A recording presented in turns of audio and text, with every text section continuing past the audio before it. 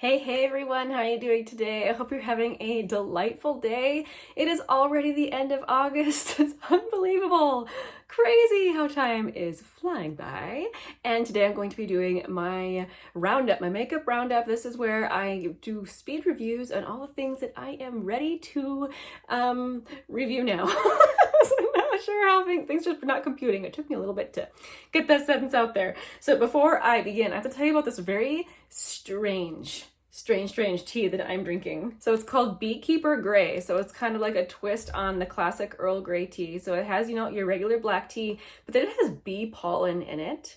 And then organic Washington lavender. And then it says pure extract. I don't know what pure extract of what exactly, but also the whole bee pollen thing has me confused. I don't know what bee pollen tastes like. Also, I'm confused. How is it bee pollen? And I mean, pollen comes from flowers, right? Not bees. So is it pollen that has been collected by bees? If so, how do they get it from the bees? I don't know. After this, I need to go Google this to understand. But anyway, I add a little splash of milk to this because that's how I usually drink Earl Grey. And it's good. I really like the lavender flavor. But again, I don't know about the whole bee pollen thing. I can't tell you what it tastes like. I don't know. All right, let's move into some products that I'm ready to review. So let's actually start with some stuff that I'm wearing today. And this is actually an update. So something I've had for a while, but I've just been testing out more recently. So it's this sunscreen from Bliss. So this is the Blockstar Invisible Daily Sunscreen. It's SPF 30. So this is one of the few mineral sunscreens I've tried that I really enjoy. It's really, really good. So it is a tinted mineral sunscreen. So it does not leave a white cast, at least it doesn't on my skin tone. I guess I definitely cannot speak to what it would look like on deeper skin tones, but on me it blends right in, and it's actually a little bit blurring. The coverage on it, even though it's tinted, I would say it's sheer. However, it does have that blurring quality, which makes this extra nice. The texture is very pleasant. It's very creamy. And I don't know if it's this that's giving me such great skin. The past few days I have had great skin days, or from just having, I don't know, a good hormone week. You guys know if you have hormonal acne that sometimes it doesn't matter how good your skincare is, your skin's just gonna do what it's gonna do. But the past few days my skin has been great, and I have been using this, so I'm thinking that more testing is necessary, because if my skin loves this, if this is what's doing it, this will be my new daily thing. Anyway, I know you can get this at Target, which is where I picked up mine, but I have been pairing this with the Merit Foundation Stick, and that's what I'm wearing today, and it makes me so happy. It's so pretty. So it provides that blurring, sheer coverage effect, but then I just use this to add a little bit more coverage to areas where I have some redness still peeking through, perhaps some healing acne marks. Then I blend it with the Merit brush, which is actually fantastic for blending out a cream product. And this has been one of those dream team combos. You know how sometimes you find a combo and you're just I will wear that and wear that and wear that until it is all gone forever. It is just really, really nice. So this is what I've been wearing lately in videos, and I have been loving it. Let's talk about this product from Soul. So Soul is Colourpop's sister brand, and this is their body makeup. It does say face and body makeup. I have not tried it on my face. I've only used it on my body, and I purchased the shade Fair 4, which is actually quite dark for me, but after blending it out on my legs, it looked okay. At first I was very concerned it was going to be too orange. It actually was very, very concerning when I first put it on. I was like, oh great, I purchased an orange body makeup product, and my legs are much lighter than my hands. So this was stark on my legs, but I really liked the way it blended out because it's not a glowy product. It's a soft matte.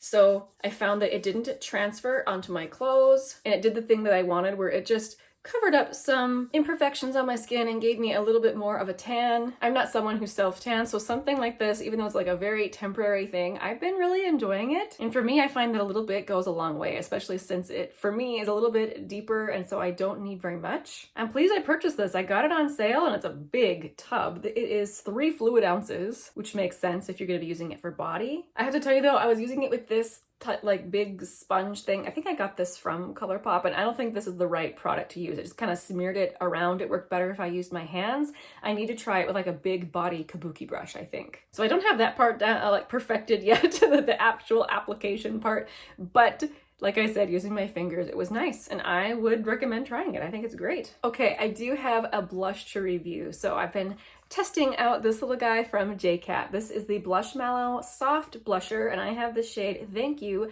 Very Much. So this is a soft, squishy blush like a Colourpop Super Shock or the MAC Glow Play blushes. I feel like this, compared to those two, is much more of a stiff formula than both of those, and also more pigmented than both of those.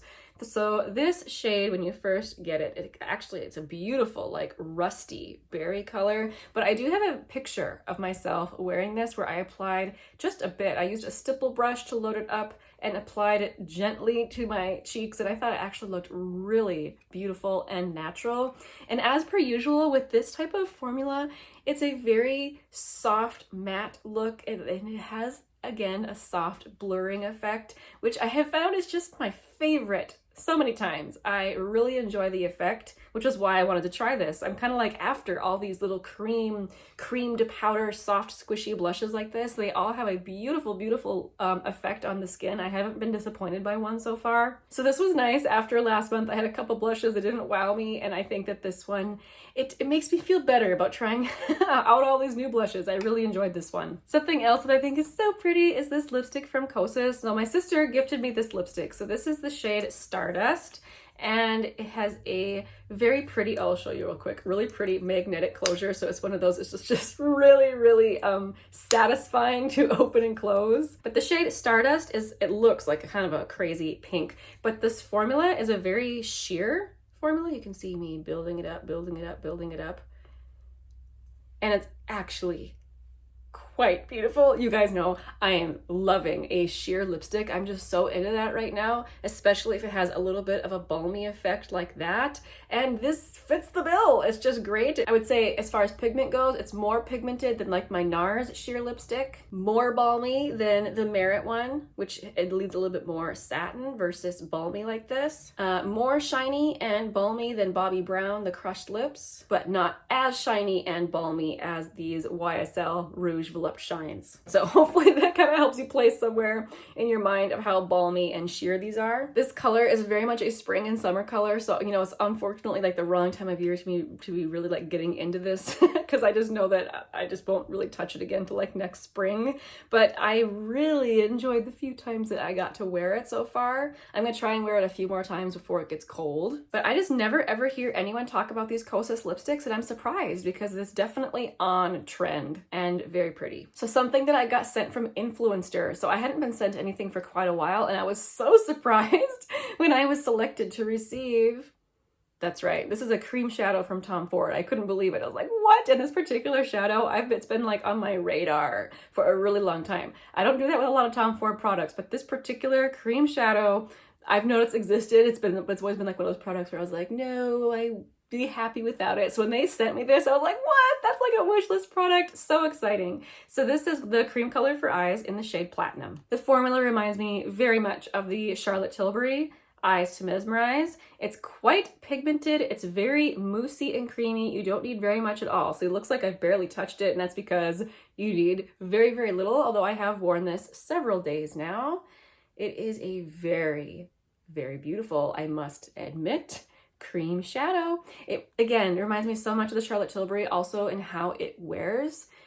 It's not a long wear product. It looks really, really creamy on your eyes. It has tiny, tiny, tiny little bits of micro sparkle in it. So it has, you know, that nice dimensional effect on your eye, but nothing that's gonna make someone like look at you, you know, like it's a very, very sophisticated and polished looking shadow. I found it very easy just to dip a little fluffy brush in there and blend it all over my eye, and it was extremely simple to apply. But I wouldn't say it's better than the Charlotte Tilbury.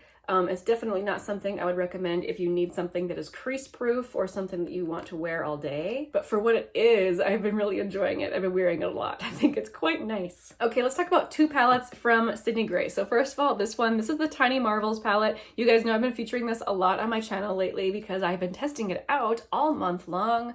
And it's unusual for me to purchase a colorful palette like this. I'm so usually just all about the neutrals, but I've been so inspired by this. Literally every time I saw it online and I saw looks people created with it, I was like, okay, I can do that. And I have been enjoying it so much. It is a beautiful color story.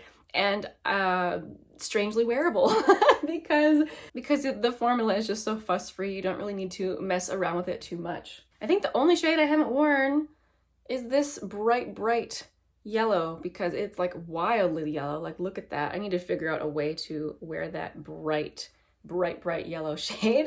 Oh, it's so fun though, isn't it? That's the shade BB. I think what makes it so wearable is that there's enough neutrals in the palette to pair with those other colorful shades to make it not so intimidating. You guys have heard me talk about this palette in particular quite a bit this month, so I'm not going to go on and on about it, but I do recommend it if you like a little bit of color, if you're looking for something to kind of push your boundaries a little bit, but something that you can still create, you know, some a wearable look with. And I know wearable is different for everyone. Just speaking for myself personally. It has the great Sydney Grace quality, a nice big mirror. And if you're someone who likes to depot your shadows, I know Sydney Grace does make all these shades magnetized, so you can get a magnet and pull them out if you want. Now let's talk about this one from Sydney Grace, the Coffee Talk palette. Now this is a typical palette for me. It's very neutral. I was actually super surprised by this palette. I'll make sure and put looks up as well, because this palette is way more smoky and sultry than I was expecting. Even this shade up here is fairly, like, it's deeper than you would expect from the pan. So I actually do wish that there was a slightly lighter shade in there. Like, look how deep that is. So, and that is the lightest, like, transition shade. This shade is light, but that is more of the metallic, and it's actually quite bright. So I wish there was a shade lighter than this.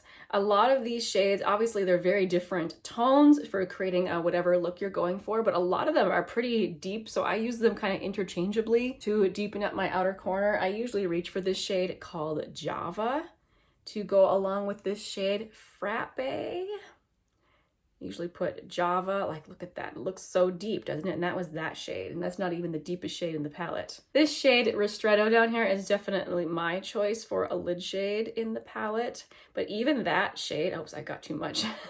Even that shade, look at it. Like, it's just not as light as I was expecting. So any look that I create using this palette usually ends up looking really glam, which is fine. It's just not something that I was expecting with this palette, but the quality is there. Again, it has a nice mirror. I was wondering if this would replace Going Coconuts in my heart, but just because it's a little bit more on the smoky side, they're not nearly as similar as I was expecting. I'm happy to have this in my collection. I did get another Sydney Grace palette, but I haven't been using that one at all yet, so that will be in a future video. And I think that's everything that I had pulled aside to review today. So not too many things, but that's all right. It's nice to take a little breather from all the new things every once in a while. So thank you guys so much for watching. Again, I hope that you are enjoying the end of your summer. I will see you again very soon in the next one. Bye guys.